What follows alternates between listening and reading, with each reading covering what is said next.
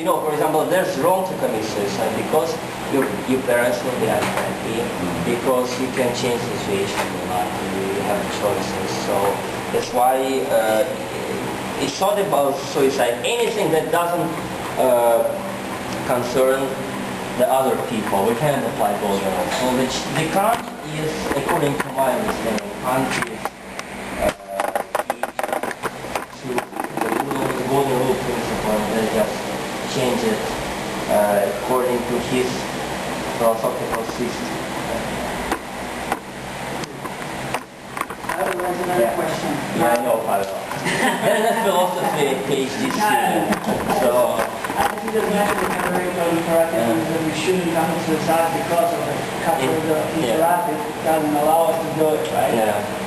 So I would like to ask, how do we know the categorical imperative? Is it the a priori knowledge or is it a posteriori knowledge? Mm-hmm. Because if it's a posteriori knowledge, it's just something that has been printed in our brain. Yes, so as it is, we don't really have to respect it. According to Kant, of course, not to mine, it's like it's been printed like everything happens, right? So it's not like a universal law because it's been learned, it's been taught, right? We learn it from somewhere. Yeah. But it is a priori knowledge. How do we know that? Is any a priori knowledge possible? How is, I already gave the example of the two concepts, like the concept of space and the time. We can't imagine anything. Like, this is kind of a priori knowledge. So why? I don't agree to this point. I totally don't agree. For example, Okay, we can have a discussion later. Now only questions and answers. No. I try to explain the file like because the key words here is unconditional. Because we know this with the word unconditional, so that's something Not conditional. Yeah, that's something that we learn the knowledge from this world, from our experience, and we know that in our experience we will find many conditions from our behavior. But there's something that our condition, we know that we ought to act like this, and why we can't explain. Like, for example, we feel that that we ought to keep our promises. Why? There, like, rationalists say that, like, you know, if you will not keep our promises, the other people also will not keep our promises. Yeah, that's rationalist. Or utilitarianism say, don't keep your promises. You don't keep your promises, you will be happy. That's it. That's your goal. So that's a very, of course they have like a lot of, they develop their idea, but I explain the basics. So Kant disagreed with these 2 points.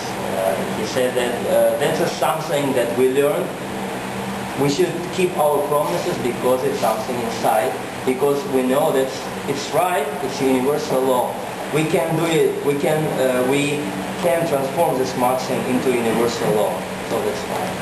If I want to answer a question, we can discuss it. Yeah, sure. More questions? Yeah, I have a question. Was that analytical thinking? Analytical, Part of the bachelor. yeah. So did it say all bachelors are unmarried and all bachelors are happy? You know, I didn't understand what that's all about. Does that mean that being unmarried is better? No. Explain the meaning of proposition. A proposition, okay. Statement. If we say that, okay, we will forget about bachelor. That's a very difficult question. Are all bachelors happy or I disagree with this? Okay, but can you mention that it's not a whiteboard. It's not a whiteboard, but if it's a whiteboard is white. Can you imagine, like, this is analytical proposition. There is the definition of the whiteboard. If you say the whiteboard is white, you don't say anything. by this. You don't acquire any knowledge by this. But if you say like the whiteboard is something that you can write something on, then you get, oh, I can write on the whiteboard. So that's the difference between analytic proposition and synthetic proposition. So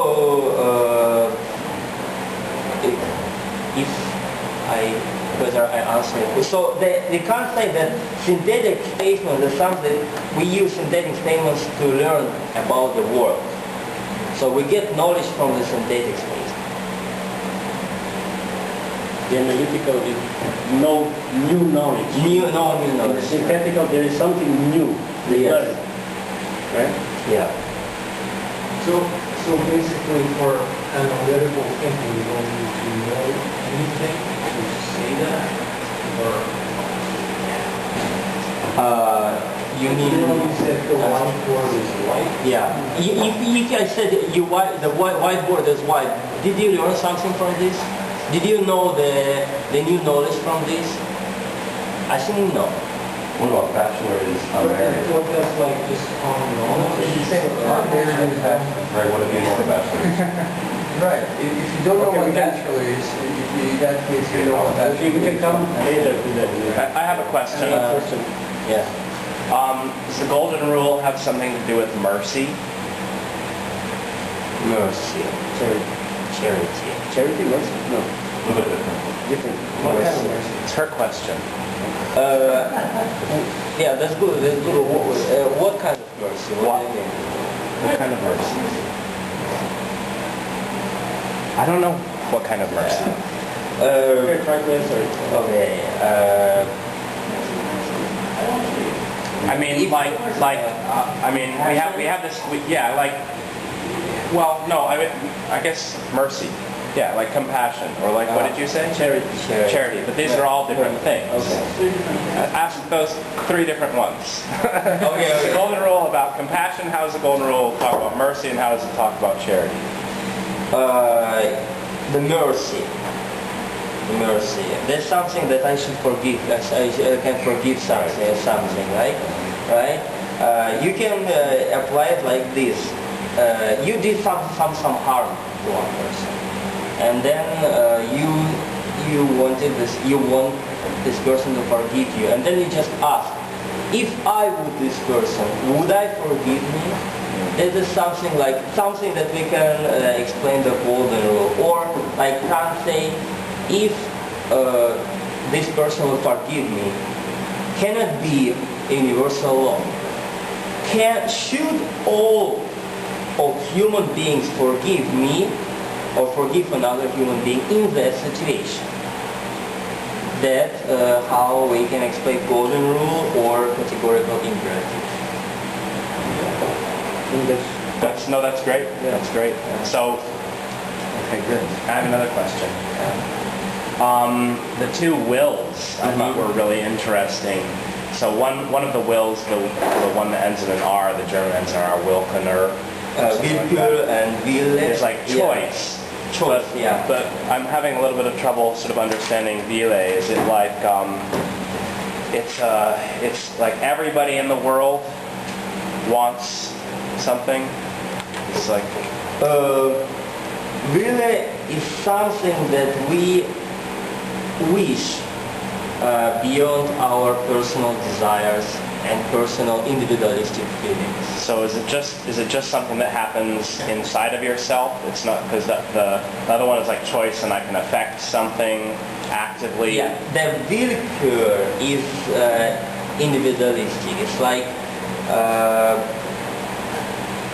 and Willkür is free. Actually, Kant said in one book that Willkür is free. Why? Because it's you can choose according to your personal preferences. Like I can drink this, or I can drink this, or whatever. But Wille is something that